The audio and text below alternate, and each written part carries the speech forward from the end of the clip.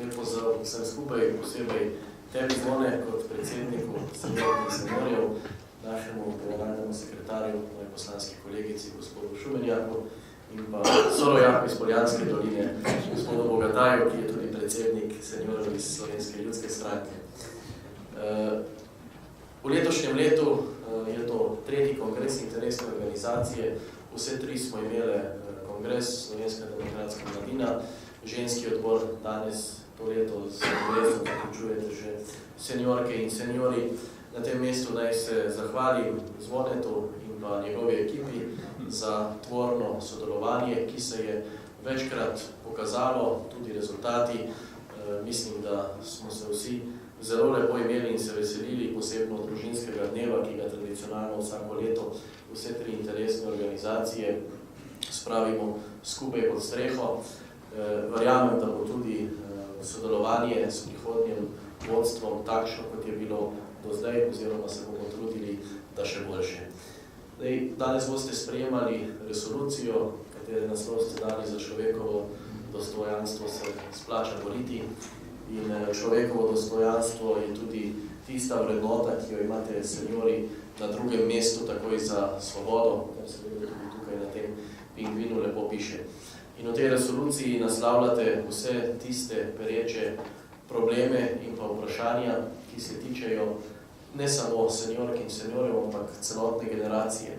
Kajti, če ni poskrbljeno za starejše, potem tudi za vse ostale ni poskrbljeno, kajti vse breme potem pade na pleča delovno aktivne generacije in pa tudi mladih. In žal je potrebno ugotoviti, da vlada Mira Cerarja tudi na tem področju ni naredila nič.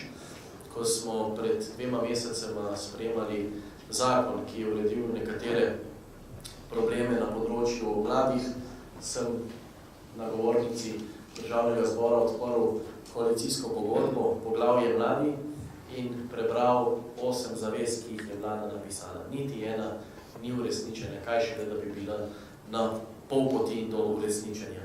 Zaradi tega smo tudi v Slovenski demokratski mladini poslanski skupini predlagali nekaj zakonov. Zadnjega smo vložili pred 3 tedni in bo seveda v obravnavi na naslednji seji Državnega zbora prihodnji teden. Vse pa gre proti temu, da se poveča zaposlovanje, ne v javnem sektorju, ampak v zasebnem sektorju. Kajti vsako delovno mesto pomeni odstotek od bruto plače v penzijsko blagajno in to je tisto, kar seveda prinaša dodano vrednost in tudi manjša javne finance na odhodkovni strani. Kajti če delovno aktivni ljudje več dajo v pokojninsko blagajno, toliko manj potem seveda to breme države, kar smo videli v letih, ko je bila finančno-gospodarska kriza. In tudi vnaprej bomo v SDN-ju pripravljali predloge, ki bodo šli v smeri čim večjega zaposlovanja mladih in pa seveda tudi generacije, ki je najbolj problematična med 30 in 40 letom, je še večji problem in vsako delovno mesto šteje in politika zaposlovanja je najboljša socialna politika, to se pravi politika ustvarjanja novih delovnih mest. V SDS-u imamo izkušnje, tudi vaše izkušnje in nasveti, ki jih imamo v programu za naslednje volitve, poseben poudarek bo na mladih in pa seveda na ustvarjanju novih delovnih mest. Jaz verjamem v tvorno sodelovanje še naprej, da bomo s predlogi uspeli in pa da bomo res zavihali rokave, dihali skupaj naslednja pol leta.